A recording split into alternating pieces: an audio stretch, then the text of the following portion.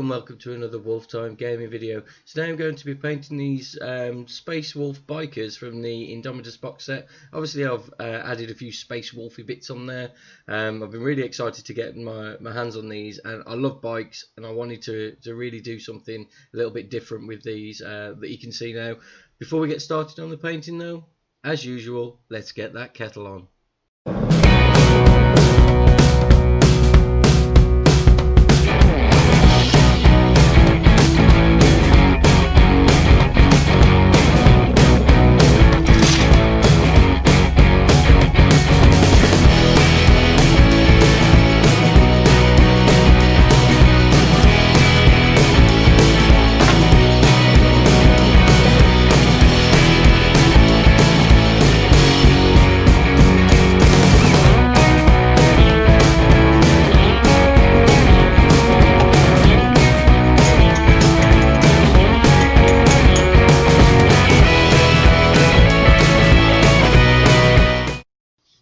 Okay, so the first step is a good base coat. In this instance, I've actually gone back to using Mechanicus Standard Grey as a base coat, because I think it's a really good grey as a base for the Space Wolf colour. I've done this in the past and I think it works really well. As you can see, I've already actually painted the base. So the basing's a little bit, it's a bit boring, isn't it? Let's be honest. But it really sets off the model. Just to let you know, all I've done with this, I've used the Mechanicus Standard Grey on the rocks. I've then dry brushed it with Administratum Grey, and the actual mud is a oak brown from Army Painter with a little bit of Mournfang brown just dry brushed over the top, and it's as simple as that. I am going to add a little bit of snow to it later, but we'll do that once we've added a few colours onto the bike and we get to the right at the end. So the first step after the base coating and of course painting the base is to give the whole model a dry brush of Dawnstone. Essentially this is a lighter grey than the Mechanicus Standard Grey. I didn't want that as the bait, as the the armour colour, and this is a really nice colour to go with. It's very sort of classical sort of look, almost a 30k sort of a colour you could go with. But I think it looks great for Space Wolves. I don't really like that blue that's the standard for all Space Wolves, and with these being a successor chapter, I thought it was an ideal to flick back to their sort of roots and where they came from and go with more of an actual grey colour. All I've done is dry brush it across literally the whole model, all the armour plates and the bike itself. I've left things like the wheels and stuff because they're a different colour. The next step with this is actually a complete covering of a shade, which is Agrax Earth Shade. This essentially is the colour of the armour that I wanted to use, but it does go a little bit dark, so you sometimes need to bring that colour back up to the grey a little bit, but it adds the shading straight into the model straight away. If you're using things like the contrast paints and things, obviously it already does that for you, so you don't need to add in any shading if you don't need to. If you think it's got enough shading with contrast, which to be honest with you it always tends to have that, then you don't need to do this step. But I really like to have that added bit of shading in there, especially when using the base coats, which I've gone back to really.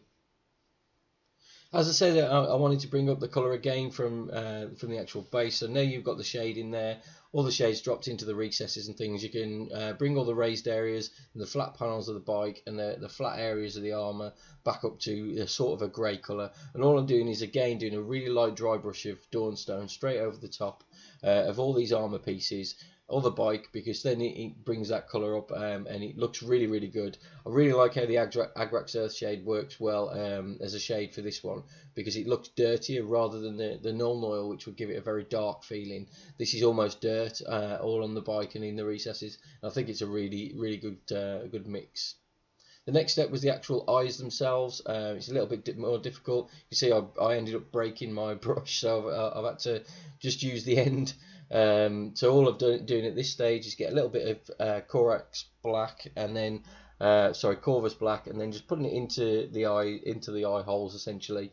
I've covered that whole thing, and I've also dotted a little bit in the mouth as well. Next part is using a little bit of white. Any white will do, and all you're doing is drawing a line essentially where the eye will be. Don't try and draw a circle, because that's how they sort of look shocked. If you look at someone's natural eye, they're always in sort of like a slit. And I also painted the teeth at this point as well, because I had the white paint out. The next step with the eyes is actually just to dot a little bit of black straight in the middle of the eye to create an iris essentially, and just to tidy up those lines if you did make it a little bit messy. I then moved on to the black parts of the bike and the armour, which I've gone back to using a contrast paint, which is Black Templar, a contrast Black Templar basically. And what I'm doing is going straight over the top of all the wheels and all the darker areas that I wanted the bike to be. Now this actually works quite well. I know it's designed to use with the base coats of like the Wraithbone and that type of thing, but I think the actual grey works really well with this as well.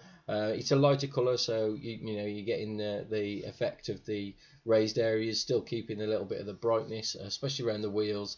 I think that looks really good. It makes it look more like rubber. Any of the other areas, like around the guns and things, I think that's again it adds almost like a line detail straight away. So there's no messing around with that. I've done the handlebars, the actual part of the chainsaw, the metal part of the chainsaw I've done as well, the actual blades of the chainsaw, just so I could just pick out the edges of it with a silver in a little while. Even the flat areas like the little displays got on his handlebars work really well.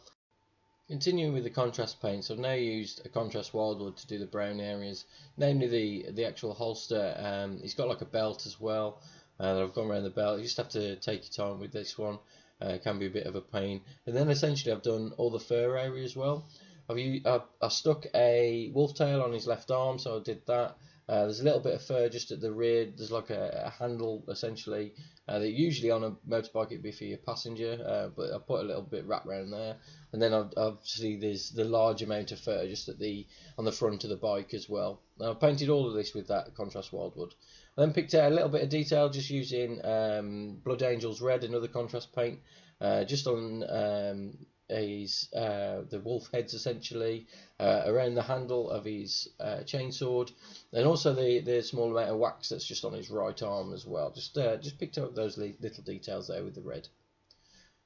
I then moved on to the shoulder pad just to get this out of the way really, and I used Celestra Grey for this. It's exactly the same as the rest of my Space Wolf Force. All of them got this Celestra Grey shoulder pad with a red wolf's head over, and I think it looks really good.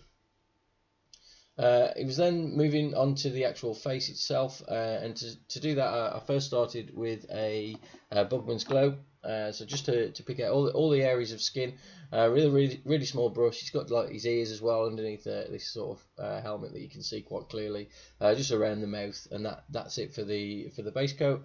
To then pick out the raised areas, I used Cadian Flesh Tone. Just all around there again, just really took my time with this one just to pick out the higher details. I didn't want to actually ruin anything I've already done.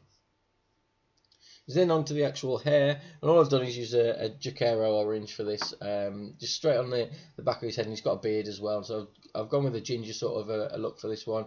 If you wanted to go with a blonde, you could use something like Xandri Dust, and then just stick over an Agrax Earth shade over the top, and that works.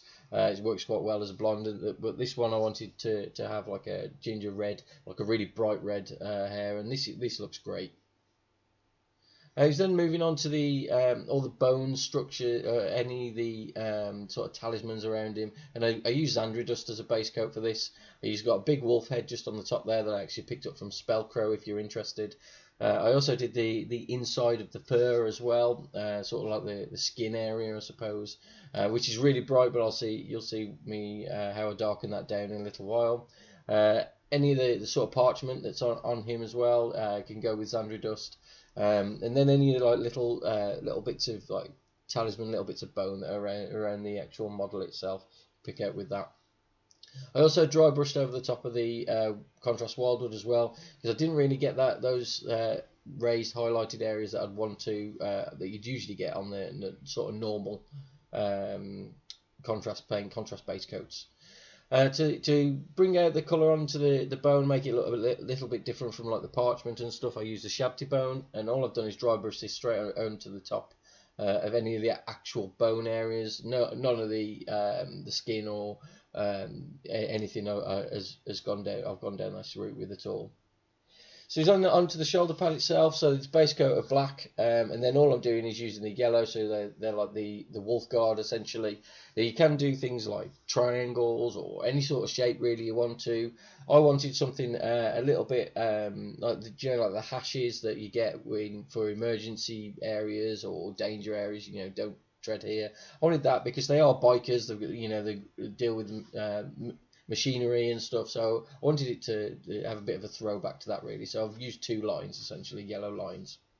So then onto the silver parts of the actual bike, starting with the actual guns on the front, a little bit around detail around the wheels, a bit of detail on the actual weapons as well, all along the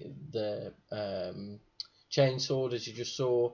Anything that you want to have metal essentially, and I've just gone with lead belcher across all of these. I've just given it a complete base because I'm going to darken this down with Nuln Oil in a little while, but I just stick the lead belcher on there. It's a great paint, it really is.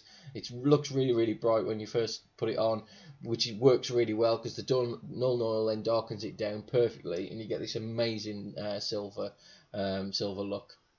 All the gold areas, so he's got the wings on his chest, the sort of sword on his left arm. All of these gold areas were all done with Retributor armor. Now this is a really bright gold, and it's actually I've used it for my custodes, but it's really good when you mix it with the normal. I think it is a little bit brighter than I originally wanted it, but I've stuck with it and I've painted pretty much the whole force now.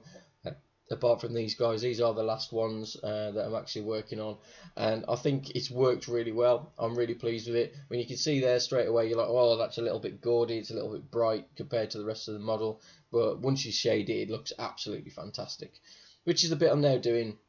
So you got starting off with the silver because that was the last area I essentially painted.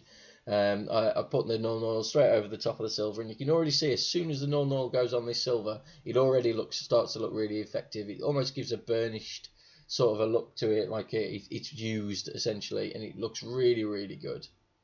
I also did all the gold areas as well, and you can see there it's darkened it down really nicely.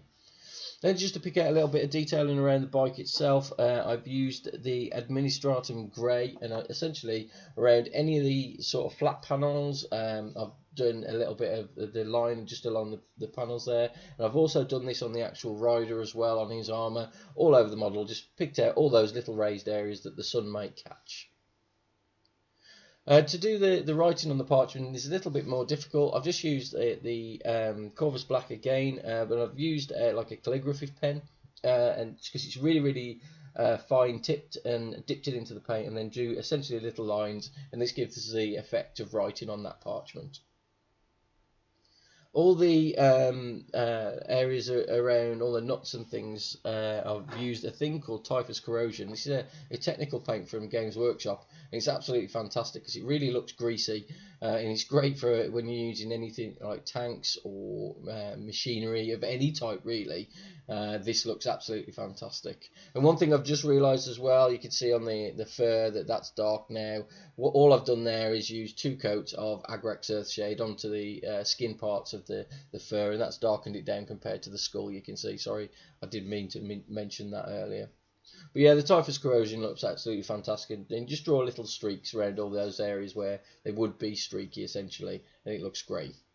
So onto the shoulder pad, onto actually getting your model on there. First thing you want to do is brush some microset on there, hold your transfer in water for about 30 seconds, then pop it onto the actual model, and then pop a little bit of microset over the top. Job's good. It's never going to move.